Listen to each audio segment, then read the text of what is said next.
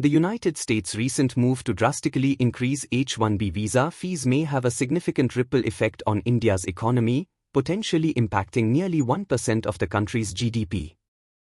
India received $135 billion in remittances in 2023, with the US being the single largest contributor, accounting for nearly 27% of that amount. To put this in perspective, remittances overall make up about 3% of India's GDP, meaning that funds sent home from the US alone contribute around 0.91% of India's total GDP. Why Indians will be hit the hardest? The impact of this fee hike will fall disproportionately on Indians because they dominate the H-1B program. 73% of all H-1B visas are issued to Indian professionals. The new fees are said to be nearly 100 times higher than the current average H-1B visa filing cost, creating a massive financial barrier for both employees and sponsoring companies. In fact, Infosys and TCS, two of India's biggest IT giants, rank among the top 5 H-1B sponsoring employers.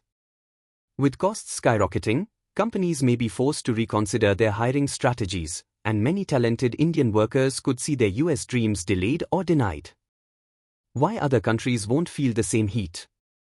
While countries like China, Canada, South Korea, and Taiwan are also among the top recipients of H-1B visas, they are not as dependent on remittances as India.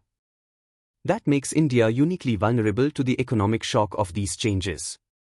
Is a reverse brain drain likely? Some experts have suggested a possible reverse brain drain, where Indian talent might stop migrating to the US and instead stay home. However, this isn't expected to happen soon. India would first need to create a much larger pool of high-skilled job opportunities to absorb this talent domestically. Until then, professionals will continue looking abroad. The next big destination, UAE and Gulf nations? One possible shift could be towards the UAE and Gulf countries, which already host a massive Indian diaspora.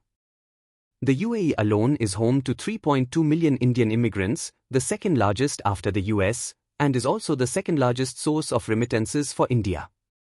If US immigration becomes too restrictive or unaffordable, the Gulf could emerge as the new American dream for Indian workers, or perhaps we should start calling it the Emirati dream.